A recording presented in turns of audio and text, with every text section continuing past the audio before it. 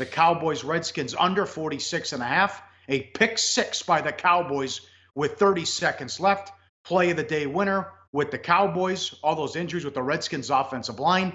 That game definitely changed on the blocked field goal, which was returned inside the 5-yard line.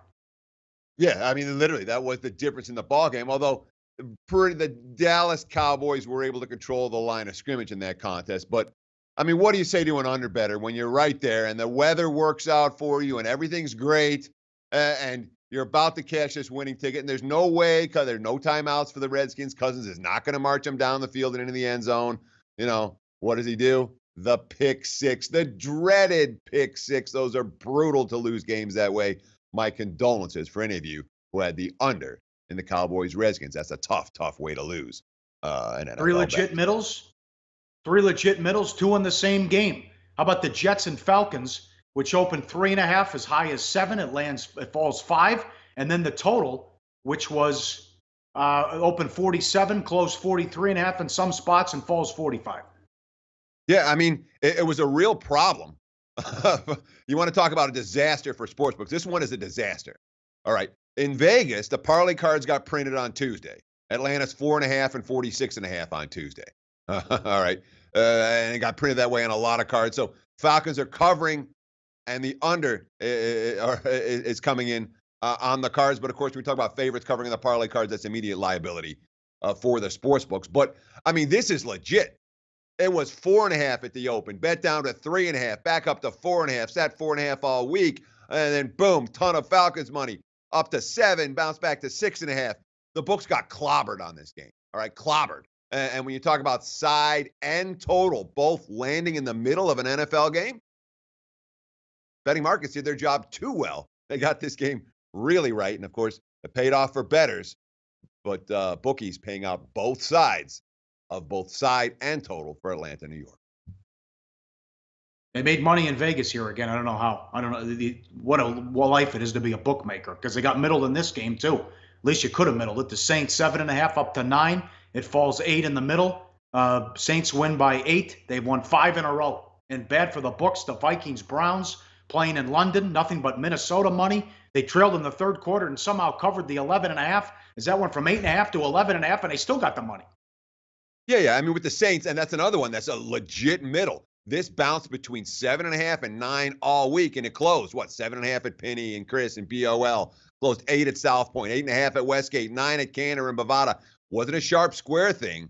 Books aren't usually too worried about 5s and 8. They got middled on both of them this past Sunday. And boy, you talk about a big steam move. Minnesota, I mean, no one's going to care about this game if it's in the midst of the early games, but it's a standalone. Oh, everyone that's up early, they're getting involved, and no one's betting Cleveland. Minnesota, as you mentioned, trailing in the second half, trailing at halftime. Good half for the Cleveland Browns. Wasn't enough. Vikings dominated after the break and drew heavy action in that standalone ball.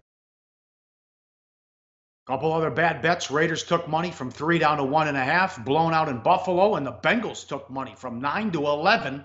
Lucky to win. Needed a pick 6 on defense late in the game by Dunlap to hold on and beat the Colts 24-23.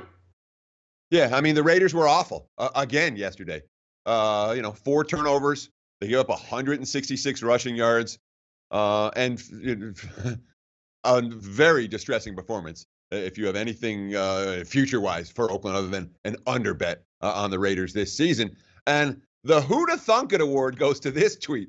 Look at this tweet from Andrew Siciliano. The Bills, the Buffalo Bills, the team that no one's excited about their offense. They've now scored 20-plus points in 13 consecutive home games, the longest such active streak in the NFL. And, of course, they did it in weather all across the East Coast yesterday. Yeah, and with the Bengals and the Colts, I mean, the cardinal sin for Jacoby Brissett. You have a fourth quarter lead. You cannot throw a pick 6 in that circumstance. Carlos Dunlap with the incredible play to get the win for Cincinnati, I should say, but not the point spread cover. The books made some of it back. They got clocked. I said the bettors got some of it back. The bettors got clocked betting Cincy up, but that total got bet from 41 up to 44. The over cashed in with relative ease. So Books got the side, bettors got the total. All right, pros versus Joes recap. Pros 2-2, 21-13 year to date. Win with the Vikings and the Panthers. Boy, the Buccaneers are terrible. Winston had more turnovers. I think that's the 14th time he's had 2 turnovers or more in a game in the last couple of years. The only guy who has more is Bortles. Raiders loser, Bengals loser. How'd the Joes do? Yeah, I mean, the Joes actually had an okay day, and I honestly didn't know how to grade the Falcons. So they won with the Eagles.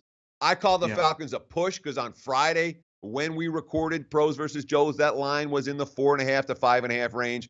You can grade it either way you want it. Be careful of those aggregate stats because you'll see misgraded games like this. I call it a push. The Joes with the 1 win, 1 push, now 11-21-1 year to date, although undefeated this week. And of course, we'll talk about Kansas City and Denver coming up next on Big Game Breakdown. All right, we'll get to that coming up. And for the first time in a while, some liability out there for the books. Teasers, money lines, Chiefs, because the favorites went 10-1 straight up, Teddy. Carolina, the only road team, or the only dog that went outright. That was strange. Yeah, and the Panthers, of course, were all of a 1.5, 2-point dog on game day. So favorites went 6-5 against the spread, but 10-1 in straight up fashion. Not a good week for underdog money line bets. Hey guys, for the full video, go to sbrpicks.com. Hey guys, thanks for tuning in to our channel. Now, we've put a lot of work into producing all these free videos, so please help us out and keep all our content free for you forever by simply liking, sharing, commenting, and subscribing. Now, not to mention, a visit to our industry-leading website will warm the hearts of all our SBR employees, especially myself. Now, the links are over there to the left, so do check those out. Thanks for watching.